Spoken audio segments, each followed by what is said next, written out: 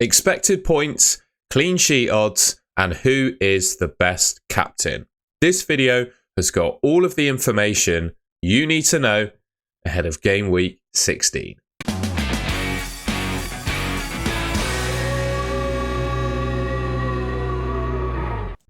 So I'm going to start off then by looking at the top players for expected points by position. I've got a 1 week game view of just game week 16 in isolation because I think that'll be useful to people. And then I've also got a view of the next 5 game weeks because I think if you're making a transfer in FPL, you want to really be doing it with kind of a 5 game week time frame. Managed to get the words out then. So first up, again, like I said, 1 week game view, game week 16, top goalkeeper for expected points, David Raya. Everton at home, I mean, decent fixture. Everton, a team that perpetually struggled to score goals this season, apart from if they come from Ashley Young, it would appear.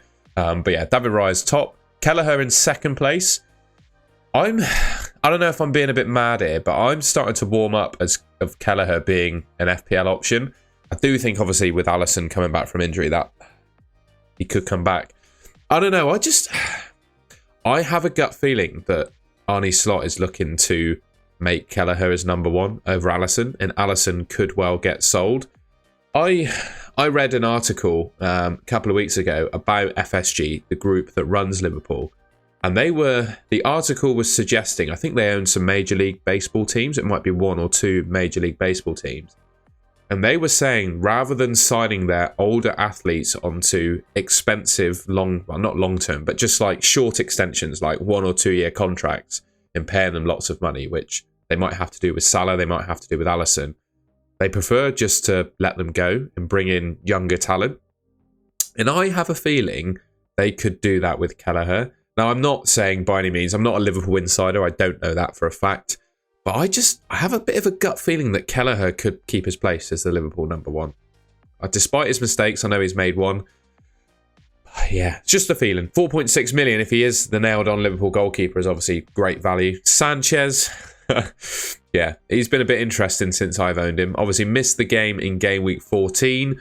Yeah, we'll see if he's nailed on, but he's amongst the top. Brentford at home, though, with how good Brentford have been at scoring goals, I'm not sure I quite agree with those expected points. But to be fair, Brentford do struggle a lot more away from home. Pope against Leicester, Verbruggen against Crystal Palace, Kepa against West Ham, and Martinez against Forest are your other top keepers. So that was the 1 week view. This is the 5 game week view. Interestingly, Kelleher is the top goalkeeper for expected points over the next 5 game weeks. Again, I go back to, I think he's probably the best goalkeeper in the game if he's nailed on to start. But that's obviously the big question with Alisson waiting in the wings, right? Raya is second, Sanchez in third, Martinez in fourth, Forster of Spurs, Flecken and Pickford rounding out the top keepers for the next 5. And like I said, if you're looking to make a transfer, bringing in a goalkeeper, you don't want to be doing it with just 1 game week in mind. You want sort of a 5 game week view. So hopefully this view helps you with some of that. Defenders up first then, and I know I've got Trent as the picture here, but Robertson is actually the top defender for expected points for game week 16. Fulham at home is the Liverpool fixture. You can see there, Liverpool, I think their chances of keeping a clean sheet, according to Fantasy Football Hub at least, are pretty high. But I've watched Fulham this season and they look pretty good. They got a good striker in Raul Jimenez. The team are playing well under Marco Silva. They gave Arsenal a really good game. And I'm not 100% sure that Liverpool, well, I don't think anyone can be 100% sure that any team keeps a clean sheet, right? But I do think Liverpool have a reasonable chance of conceding against Fulham. But anyway, we've got the 4 expected to start Liverpool defenders up here. So we've got Robertson, Trent, Virgil and Gomez in that order. 8 Nori, Ipswich at home. He's still loved by the Fantasy Football Hub expected points algorithm. I don't love the Wolves' chance of keeping clean sheets. And to be fair, they've not played West Ham and the El Sakiko yet on Monday at the time that I'm recording this video. But I do think his attacking threat has actually dried up in recent game weeks. But I think he's always going to be there. We always know what he can produce from an attacking perspective, right? We've got Timber and Saliba rounding off the list as top defenders from Arsenal. I put Gabriel in grey there because if he is fit for game week 16, I do believe he will be amongst the top defenders. But that's the big question. Will he be fit? Just don't know at this stage. Arteta is coy in his press conferences about him. We don't really have any information. Yeah, hopefully we get something before game week 16, but I'm not sure we can be fully sure about it, to be honest. I do think Timber, given Ben White being injured, how well he's been playing, I think Timber could be pretty nailed on for Arsenal for games to come. And he comes in, substantially cheaper than Gabriel and Saliba do. Saliba, obviously, probably the most nailed of all of the Arsenal defenders. And I say he's been offering not much goal threat. He's got a couple of goals recently, hasn't he? So he is offering goal threat, to be fair. So yeah, I like him as an option too. I don't think there's a whole lot of difference here in terms of the next 5 game weeks. We got 4 Liverpool defenders dominating the list. Gabriel, we expected, well, according to the Fantasy Football Hub model, lower expected points in game week 16 because of the doubts around his minutes, basically. And then the points pick up from 17 onwards, as he's probably expected to be back in the team, like, fully. Guardiola was up there. I just think he's being propped up by his attacking threat. And I think a lot of, it's not just the Fantasy Football Hub algorithm, it's a lot of the projection algorithms I've seen. They're looking at City's historic record plus how they've been recently. And I think with, obviously, that historic record being so good, that's propelling him up in the algorithms a bit. I'm not necessarily sure I'd put him up around here myself. I definitely think Timber and Saliba are probably better. And then you've got Gusto, interestingly, of Chelsea, who's up there as an option. I don't mind him, but I would just question his minutes. I think that Chelsea defence at the moment, given how much rotation we've seen from Enzo Maresca, is a bit of a minefield. I thought it would be useful, as I do every week, not just to look at the top defenders overall for the next 5, because that shows a bit of a broken view, I would say, because it just shows the most expensive in the main. So Gomez and Gusto are on that list as top defenders for the next 5, but then it was all dominated by the premiums. So it's also, I think, useful to look at cheaper ones. So we've got Aït-Nouri and Romero up there. Kerkez and Huijsen. I'm not going to try to pronounce his name. You can read it. 4.3 million. Seems to be a starting defender for Bournemouth. I think he could be quite a nice option, considering the Bournemouth fixtures coming up as well look pretty good. And ultimately, I think a lot of people probably have 2 or 3 cheap defenders in their team that they can rotate. So when Bournemouth do have a tough fixture in that next 5, you just rotate someone else in. I think Kerkez and Huijsen, if that's how you pronounce his name, do look pretty good. And also, Munoz of Crystal Palace. I really like the look of him too. I think he is actually, well, the same, if not better, than Aït-Nouri at the moment with the positions he's adopting from an attacking perspective. And I would just say I think Crystal Palace are a better team. I just get a sense that they're kind of picking up their form that we saw from them at the back end of last season again. And I do think, between Wolves and Crystal Palace, and I don't think this is an unpopular opinion, I would back Crystal Palace to be more likely to keep clean sheets than Wolves. So yeah, I would potentially suggest, despite Aït-Nouri being in 3rd place here, Munoz could be a better option.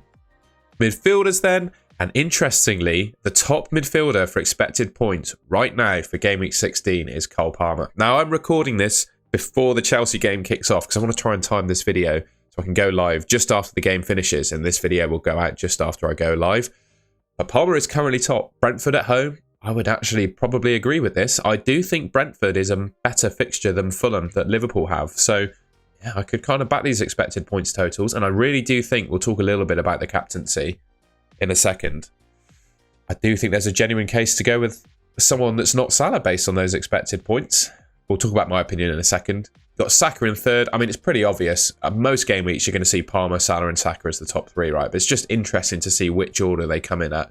Son's got Southampton away. I think in general he's been a bit disappointing this season, Heung-min Son. Southampton away, though, is a good fixture. Semenyo, dirt cheap, 5.7 million midfielder is, well, yeah, in and amongst the premiums in terms of expected points. Got Anthony Gordon and Odegaard rounding off the list. So he's playing Evil. Forgive the mistake. That's obviously Everton at home.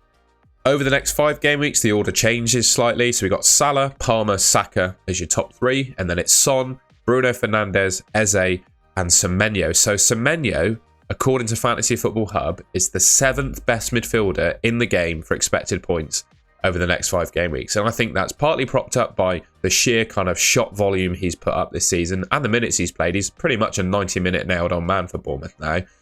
And the fixtures they've got are really nice. You can also see Eze up there, who again I think is propped up by being that 90-minute nailed-on man who takes set pieces and shares penalties. Bruno Fernandes, obviously set piece taker, penalty taker, 90-minute man as well. That's kind of the theme you're seeing with a lot of players on this list. So yeah, that's your top 7 midfielders for the next 5 game weeks. And then we obviously saw Semenyo and Eze on this list, but I thought it would be useful just to look at other cheap midfielders over the next 5. And one player that's, well, a couple of players that are standing out to me as ones I really like the look of is Brennan Johnson, who I think is great. He's had a really good season for Spurs and is good value, good low ownership as well.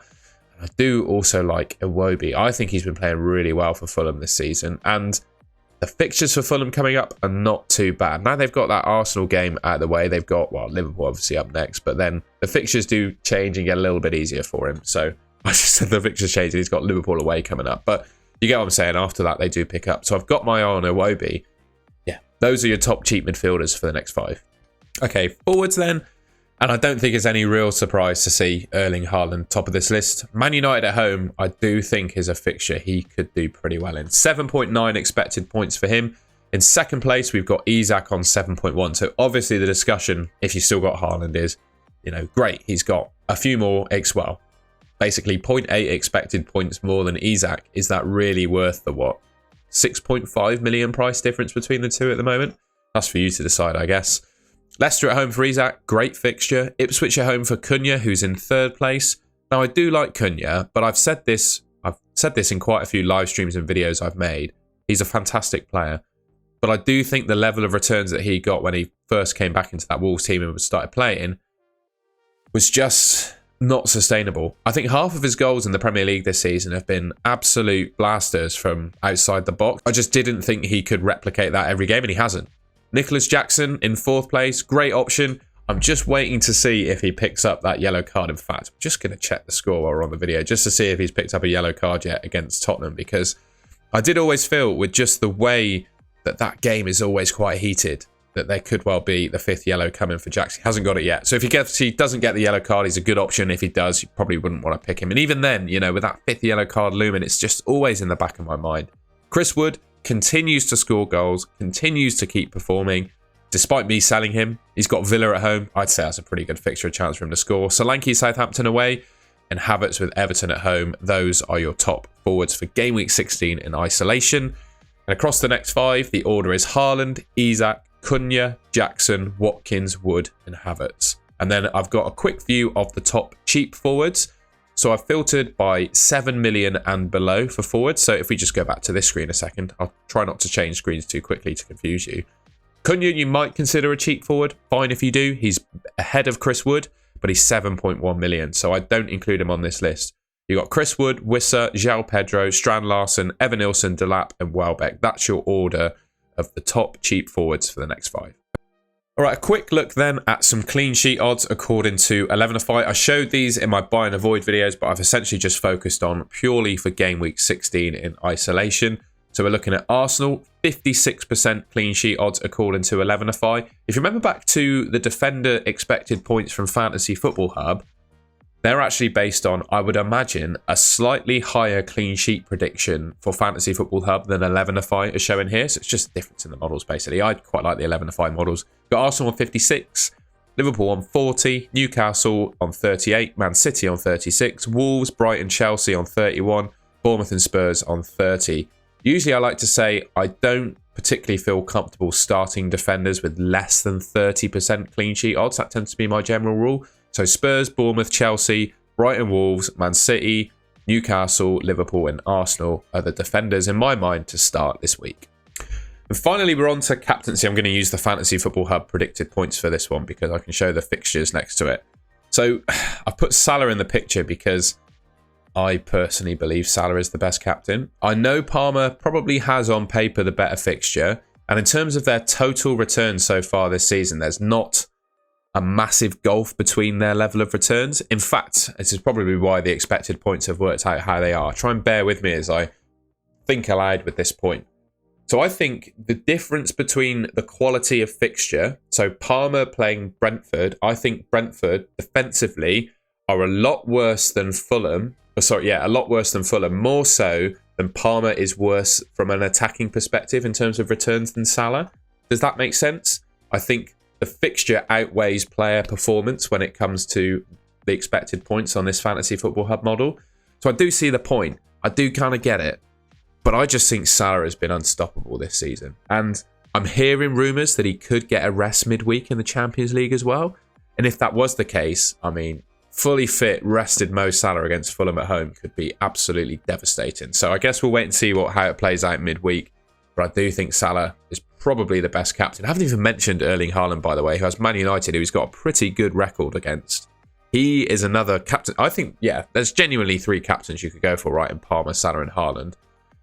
My personal pecking order, I think I'd have it Salah number 1, Haaland number 2, and Palmer number 3. Despite what these expected points say, that's my opinion. But obviously, you know, I bring the expected points in to help guide your decision. And maybe, you know, your mind is different to mine. But I'd say Salah, Haaland, Palmer for captaincy in that order. All right, and that's the end of the video. I hope you enjoyed that and found it useful. If you did, please leave me a like rating. I don't know what I was doing with my thumbs then. Let me know in the comments what you think of some of the opinions that I've expressed there. Thank you very much for watching, and I will catch you in my next video. Oh, not quite yet. Subscribe if you haven't already to the Golden Goal channel. Should be just there on your screen. I'll catch you in my next video.